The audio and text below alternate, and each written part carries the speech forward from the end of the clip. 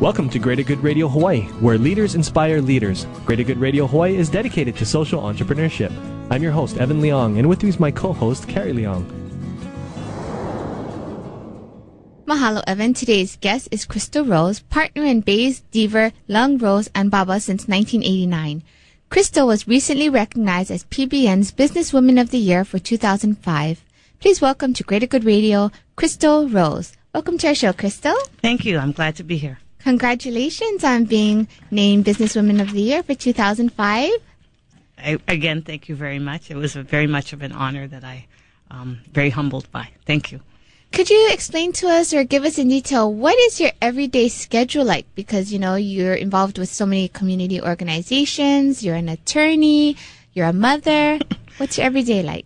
Well, like everyone else, we juggle between business and family and our community. I have teenage sons, and most of my morning is getting everybody up and out the door. I'll be honest, they get me up and out the door.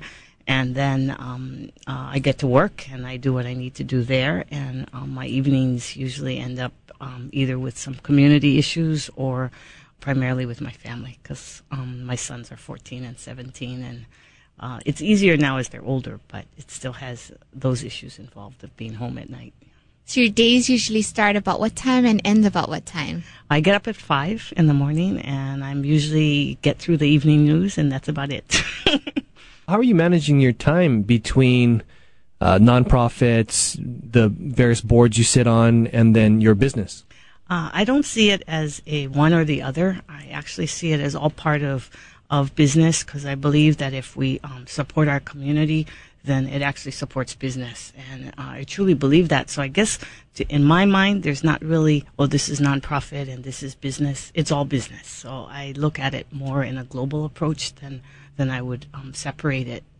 Did you always think that way, or did you just come to that conclusion as you got more mature in your career? I've always thought that way. I'm a graduate of the Kamehameha schools, and I think the ultimate of servant leadership was Bernice Pauahi Bishop, when she gave both of her wealth and her lands to the school with the idea of giving back and taking care of her people. It's something that you learn. I learned in high school that we all need to give back to our community. My parents were very, very involved in community activities, so it's just something we do. My husband is very, very active in the community. He sits on more boards than I do, nonprofit-wise, and we actually decide to kind of get more focused and have to not be everywhere, decide on particular organizations we really support the mission and want to be involved in. At what point did you decide that you wanted to go into law, to be an attorney? I think that occurred when I was in college, and I have a very strong sense of justice and wanting to do the right thing. And in law, no matter where you are, that's kind of the focus of it, or that's the guiding principle. And it probably happened for me in college. You didn't think that you were going to be an attorney prior to going to college. You came up with it in college. Yes. Was there something in college that made you change your mind to that profession? Well, I knew I wanted to get more education, and I knew that a law degree would be helpful and no matter what I chose to do. And so I started to focus down that road. I didn't go there thinking I'm going to be a lawyer, but it has a natural tendency. And what brought you back to Hawaii? Because you did get your college education in the mainland. Yeah.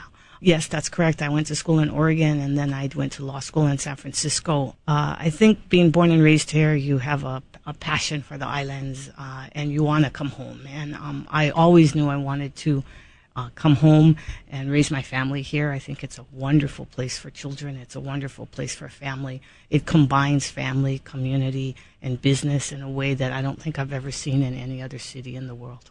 Through your career as an attorney, I've been reading some articles up on your experience. You've really played a major part in so many important cases in Hawaii. One of the questions I was curious about was, how did you become a part of these, cases? How did they choose you as an attorney? That's actually something I would have to ask the clients and not myself, to be very honest. I'm hopeful that the fact that they thought I would bring value to whatever issues they had to the table I like to make sure that whatever I do, we do it strategically. We're looking out for the client's best interest. We're always operating and functioning in a manner in which we provide good service, and that more importantly, that we problem solve. Because as lawyers, it's not important whether you win or lose. It's really whether or not you've solved the client's problem. And sometimes that doesn't always happen in a courtroom. That happens outside. Thanks for tuning in. Stay tuned for more on Greater Good Radio.